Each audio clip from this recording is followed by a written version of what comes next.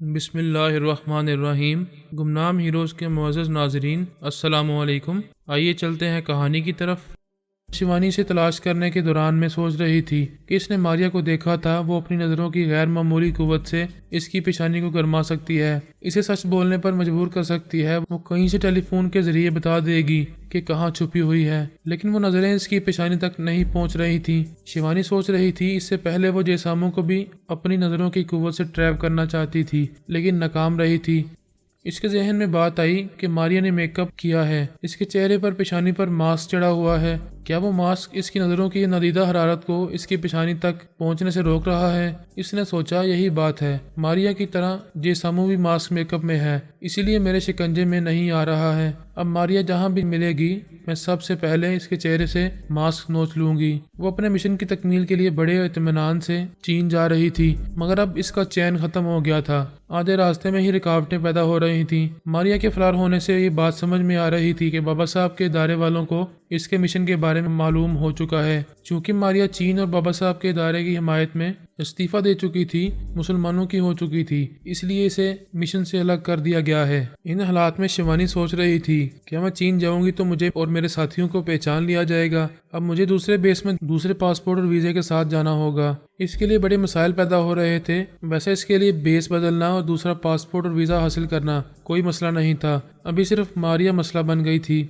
एक इंडियन अफसर ने गाड़ी रोककर शिवानी से कहा, मैडम ये लक्ष्मी नारायण मंदिर है, मैं देवी के दर्शन करने जा रहा हूँ। आप इधर मार्केट में मिस रोजी मारिया को तलाश करें। आगे पीछे वाली गाड़ियों से सिपाही बाहर आ गए। अफसर मंदिर की तरफ चला गया। शिवानी ने अपने दोनों सुरागरसानों से कहा, सिपाहियों के साथ मार्केट में जाओ, यहाँ गैर मुल्की औरतें और मर्द नजर आ रहे हैं, वो यहाँ मिल सकती है। वो सब इसके हुक्म की तामील करने के लिए इधर जाने लगे। ऐसे वक्त मारिया एक दुकान से बाहर आ रही थी। वो शिवानी को देखकर ठिठक गई। जुबैरी ने पूछा, क्या हुआ? वो बोली, सड़क के किनारे कई गाड़ियां हैं, पुलिस वाले हैं, एक औरत कार के पास खड़ी है, मुझे शुबा है कि वो शिवानी है। अपने करीब से गुजरने वाली किसी भी शख्स को मुखातिब करो, मैं इसके जरिए इस औरत के बारे में मालूम करूंगा। एक औरत करीब से गुजर रही थी। इसने खुद मारिया को मुखातिब किया, क्या तुम बता सकती हो कि ब्यूटी पार्लर कहाँ है? मारिया ने कहा, सॉरी मैं नहीं जानती। जुबैरी ने कहा, बस मारिया और किसी को मुखातिब ना करो, सामने वाले मंदिर में जाओ। शिवानी तुम्हारे बारे में ये नहीं सोचेगी कि तुम मंदिर के अंदर जाओगी।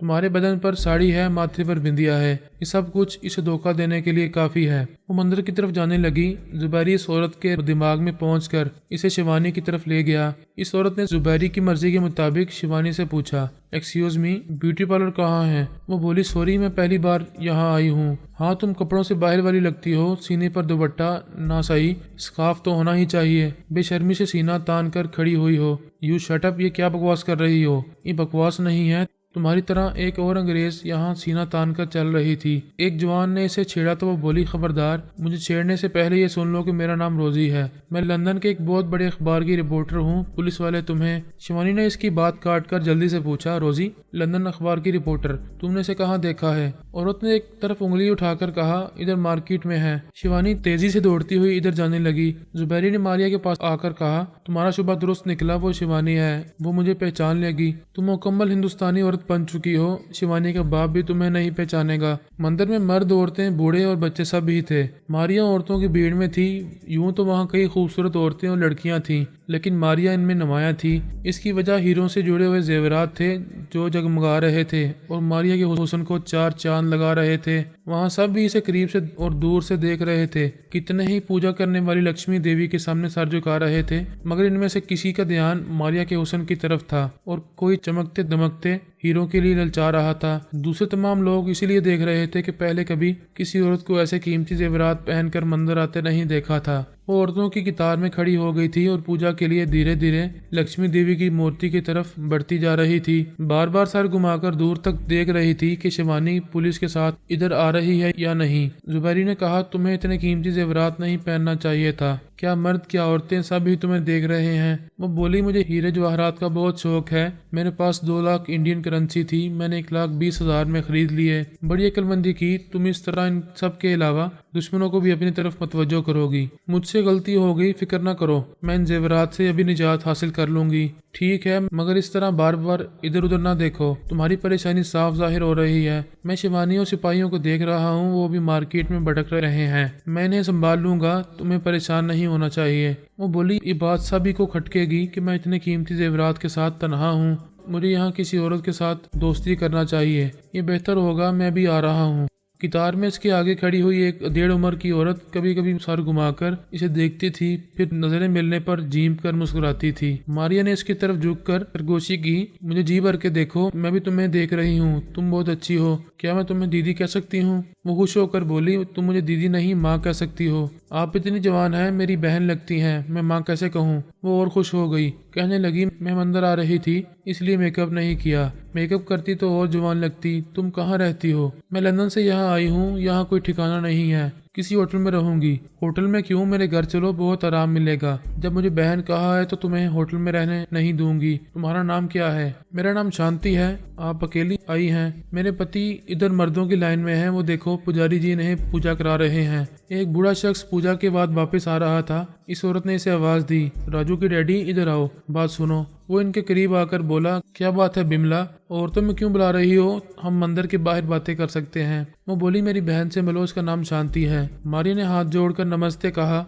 राजू के बाप ने कहा, नमस्ते, मेरा नाम दुर्गा प्रसाद है। मैं तुम्हें दूर से देखकर सोच रहा था कि तुम्हें इतने कीमती जेवरात पहनकर घूमना फिरना नहीं चाहिए, शायद तुम अकेली हो। बिमला ने कहा, हाँ बिल्कुल अकेली है, मगर अब हम सबसे कहेंगे कि ये मेरी बहन है क्योंकि ये अब हमारे साथ रहेगी। दुर्गा प्रसाद ने कहा, ये तो बड़ी खुशी की बात है। हम गरीब हैं, हमारा घर छोटा है मगर दिल बड़ा है, हम तुम्हें आराम पहुंचाने की कोशिश करेंगे। बिमला की पूजा की बारी आ गई। इसने फूलों और प्रसाद की थाली पुजारी को दी, फिर देवी के सामने हाथ जोड़कर खड़ी हो गई। जुबैरी इसके ख्यालात पढ़ने लगा। वो दिल ही दिल में लक्ष्मी देवी से कह रही थी, देवी माँ तू धन दौलत की देवी है, मैं तेरे चरणों में झुकने आई हूँ तो एक धन दौलत वाली खुद ही मेरे पास चली आई है। ये तेरा चमत्कार है। अब हमें हजारों तो क्या लाखों रुपए मिल जाएंगे। पुजारी ने कुछ पढ़ते रहने के बाद कहा, तुम्हारी पूजा हो गई, दूसरी को आने दो। बिमला सर झुकाकर लक्ष्मी देवी के सामने उल्टे कदमों पलटती हुई अपने पति के पास आ गई। पुजारी ने मारिया से कहा, फूल और प्रसाद नहीं लाई हो, खाली हाथ आई हो, कुछ तो लेकर आना चाहिए। मारिया ने अपने जेवरात उतारते हुए कहा, मैं ये सब कुछ देवी के कदमों में रखने आई हूँ। वहाँ खड़ी हुई औरतें और मर्द सब हैरानी से इसे देखने लगे। बिमला और दुर्गा प्रसाद तो शदीद हैरानी के बायस कुछ सायतों तक सांस लेना भूल गए। बिमला ने जल्दी से आगे बढ़कर मारिया के हाथों से जेवरात लेकर कहा, शांति ये क्या कर रही हो? लक्ष्मी देवी हम सबको देती है, तुम इन्हें क्या दोगी? ऐसा करो, 1000 2000 मंदिर के लिए दान कर दो। पुजारी ने बिमला से कहा, तुम इसे क्यों रोक रही हो? इस लड़की के मन में देवी के लिए श्रद्धा है, ये जो चाहती है इसे करने दो। मारिया ने बिमला के हाथों से जेवरात लेकर कहा, दीदी इसे देवी के कदमों में रख कर जाऊंगी तो मंदिर के बाहर मेरा भला होगा। जेवरात की परवाह न करो, देवी की मेहरबानी से हमारे पास कमी नहीं है। इसने जेवरात देवी के कदमों में रख दिए। पुजारी खुश होकर इसे दुआएं देने लगा। मर्दों की कतार में एक शख्स मारिया को बहुत देर तक देख रहा था। वो अपने लिबास से एक रईसज़ादा लग रहा था। मारिया बिमला और दुर्गा प्रसाद के साथ जाने लगी।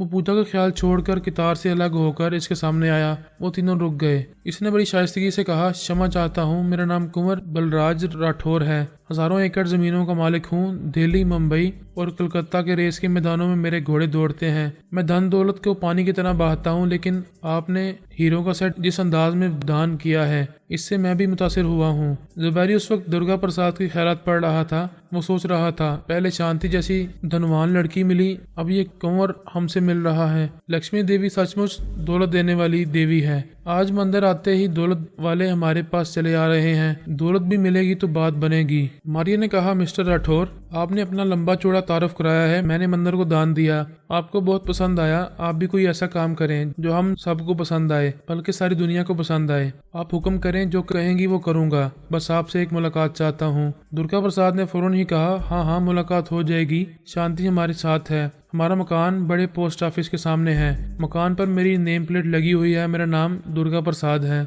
मारिया ने मुस्कुराकर कंवर बलराज राठौर से कहा, ये मेरी दीदी और ये मेरे जीजा जी हैं। मुलाकात के सिलसिले में मुझे कुछ कहना चाहिए, लेकिन मुझसे पहले ही जीजा जी ने आपकी मुश्किल आसान कर दी। वो सब बातें करते हुए समंदर के बाहर जाने लगे। कंवर ने पूछा, तो फिर क्या ख्याल है? मारिया ने कहा, अभी तो मैं घर जाकर आराम करना चाहती हूँ, शाम को आ सकते हैं। शिवानी सिपाहियों के साथ मंदिर की सीढ़ियां चढ़ती हुई आ रही थी।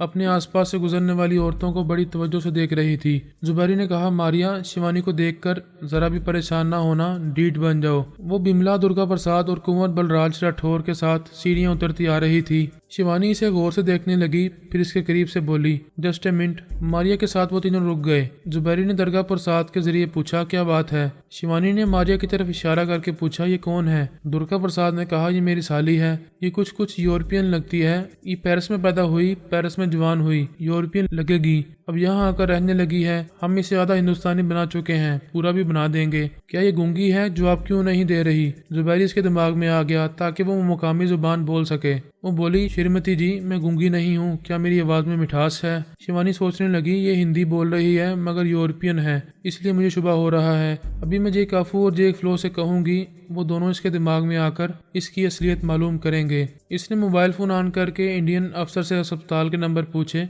फिर वो नंबर पंच करती हुई मारिया से बोली, वेट अ मिनट, आप लोगों से दरख्वास्त है कि पुलिस से तावन करें, हमें एक ब्रिटिश गर्ल की तलाश है। इसने फोन इंडियन अफसर की तरफ बढ़ाकर कहा, अस्पताल वालों से कहो कि मेरे दोनों आदमियों से बातें कराएं। अफसर ने फोन पर अस्पताल के काउंटरमैन से बात की। इसे बताया कि 4 घंटे पहले पुलिस वालों ने 2 गैर मुल्कियों को वहां दाखिल कराया था। दूसरी तरफ से इनके नाम और कमरा नंबर पूछे गए। अफसर ने इन्हें जे काफू और जे फ्लो के नाम बताए और कमरा नंबर भी बताया। दूसरी तरफ से जवाब दिया गया, सॉरी, आपके यहाँ से जाते ही वो दोनों भाग गए हैं। हमारे वार्ड बॉयज ने इन्हें अस्पताल के बाहर तलाश किया मगर वो कहीं नजर नहीं आए। अफसर ने फोन बंद करके कहा, मैडम, वो दोनों अस्पताल से भाग गए हैं। वो चूम कर परेशान होकर बोली, भाग गए? नहीं, वो तो मेरे मामूल हैं, वो कैसे भाग सकते हैं? ये नहीं हो सकता। वो टॉयलेट में होंगे या बाहर बगीचे में। मैडम, अस्पताल वाले इन्हें अंदर बाहर तलाश कर चुके हैं। जब हम अस्पताल से बाहर निकले थे तब भी वो दोनों कहीं चले गए। कुंवर बलराज राठौर ने सख्त लहजे में अफसर से पूछा, हमारा रास्ता क्यों रोका जा रहा है? क्या मंदिर में आना और पूजा करना जुर्म है? मेरा नाम कुंवर बलराज राठौर है। मेरी पहुंच राष्ट्रपति और प्रधानमंत्री तक है। हमें जाने दो वरना मैं तुम्हारी वर्दी उतरवा दूंगा। अफसर ने कहा, मैडम, बेहतर है न रोका जाए। शिवानी की तवक्को के खिलाफ टेलीपैथी जानने वाले जे काफू और जे फ्लो इसकी गिरफ्त से निकल गए थे। इसने दोनों हाथों से सर को थाम लिया, फिर कहा, इन्हें जाने दो। शिवानी बड़ी कामयाबी से एक मजबूत टीम बनाकर जमहूरिया चीन की तरफ रवाना हुई थी, लेकिन दिल्ली पहुंचकर कामयाबी नाकामी में बदल गई थी। इसकी गिरफ्त से मारिया निकल गई थी। इसे धोखा देकर अहमद जुबैरी के ताउन से फरार हो गई थी। शिवानी वहां की पुलिस की मदद से नई दिल्ली और पुरानी दिल्ली में इसे तलाश करती रही। मारिया एक हिंदू लड़की शांति के रूप में थी। एक मंदिर की सीढ़ियां उतरते वक्त शिवानी से इसका सामना हुआ था, लेकिन शिवानी से पहचान न सकी। वो जे काफू और जे फ्लो की ख्यालखानी के जरिए मारिया का सुराग लगा सकती थी, लेकिन वो दोनों दिमागी कमजोरियों में मुब्तला होकर अस्पताल पहुंचे हुए थे। शिवानी ने सोचा, मैं कई घंटों से मारिया को तलाश कर रही हूँ। इतनी देर में जे काफू और जे फ्लो की दिमागी तवानाई बहाल हो चुकी होगी। मुझे इनसे राब्ता करके मारिया का सुराग लगाना चाहिए। इसने फोन के जरिए राब्ता किया तो ये बुरी खबर मिली कि जे काफू और जे फ्लो अस्पताल से फरार हो गए हैं। वो सोच भी नहीं सकती थी कि जिन्हें अपना मामूल बना चुकी है वो इसे दगा दे जाएंगे, लेकिन वो कहाँ तक जा सकते थे। शिवानी की गैर मामूली आंखों की हरारत दुनिया के एक सिरे से दूसरे सिरे तक पहुंच सकती थी। वो मंदिर की सीढ़ी पर बैठकर जे काफू को तस्वर करने लगी, सर झुकाकर एक तरफ घूमने लगी। जे सामू की मदद से जे काफू और जे फ्लो अस्पताल से फरार होने के बाद एक त्यारे में सफर कर रहे थे।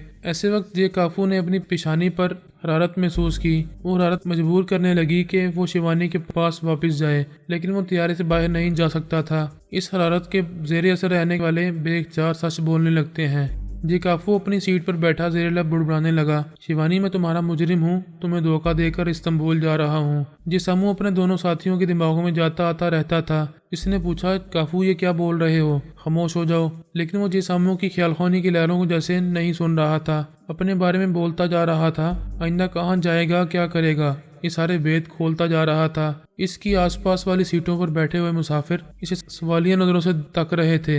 इससे हजारों मील दूर मंदिर की सीढ़ियों पर बैठी शिवानी इसकी वो बातें नहीं सुन सकती थी।